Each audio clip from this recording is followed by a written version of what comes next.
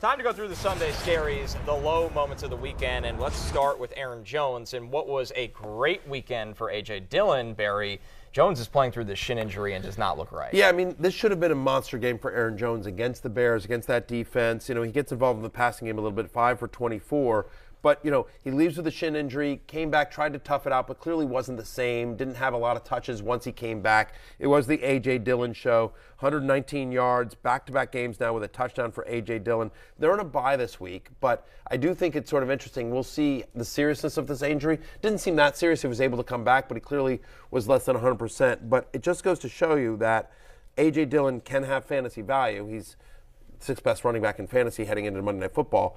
If Jones is to miss time, he's a must-have if you have Aaron Jones on your team, regardless of who's quarterback coming out of this bye. Like, I'm not 100% convinced it's Aaron Rodgers. I think it will be because they won the game and now they're still alive for the playoffs vaguely. I think it will be too, but I'm not 100% convinced. Sure. I think there's a non-zero chance.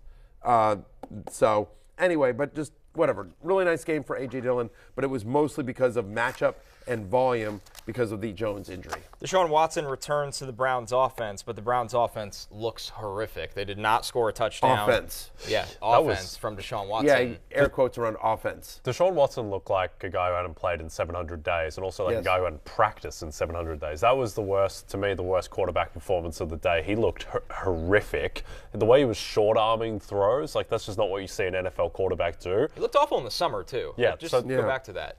The combination of yesterday and the preseason makes me think that like it's not gonna, he's not just going to show up mid Deshaun Watson again this season. So I think it lowers the ceiling for all their pass catchers. If you've been holding on to him, I think you still hold on to him. But I'm not starting him. I mean, I said this on Sunday morning. You know, we debated this, and I said I'm in a league where I've got him on a roster, but I'm starting Jared Goff over him. I want to see it before I'm willing to start him. And this next week, again, Goff with another good matchup. I'm starting Goff again. Like, Browns are at Cincinnati, then home to Baltimore, home to New Orleans, home to Washington. That's a tough schedule. Those are 4 good defenses in a row for a guy that doesn't look right. And I don't mind if you have a quarterback you feel good about and you need the roster space, I don't mind dropping Deshaun Watson. I don't think you're going to regret it in a season-long league. Like all of a sudden he's going to take off Justin Fields style and become awesome. Yep. George Pickens had only 2 targets this week. That was tied for the fewest in a game this season. Visibly frustrated in this game. Kenny Pickett kind of got George Pickens going, but this was not a good week. No, and he's never been a huge target guy this year, George Pickens. I think we all think that George Pickens is going to be a star going forward, but this year it's just all so uneven. That offense is so uneven. Pickett's playing better, but still, I mean, the other thing is that their schedule is fairly easy the rest of the way. They might be running the ball, the Pittsburgh Steelers, and Najee Harris has shown signs of life. So, yeah, I don't think Pickens, Deontay Johnson. They play Baltimore twice in the next 4. Then they're at Baltimore, at Carolina, home to Vegas, at Baltimore. Carolina's defense has been okay. Like they've had some meltdowns, but they've also been okay. When my rankings come out this week, I'll have Pickens ranked ahead of Deontay Johnson, but ideally, you're not using any of them. Honestly, Najee Harris and Freiermuth are the only Steelers you feel decent about, and decent. Like I don't feel great about any of them against the Ravens next week. Staying in the division, Baltimore, Mark Andrews, back-to-back games under 55 yards. Lamar Jackson obviously leaves this one. He has now not scored since week 6.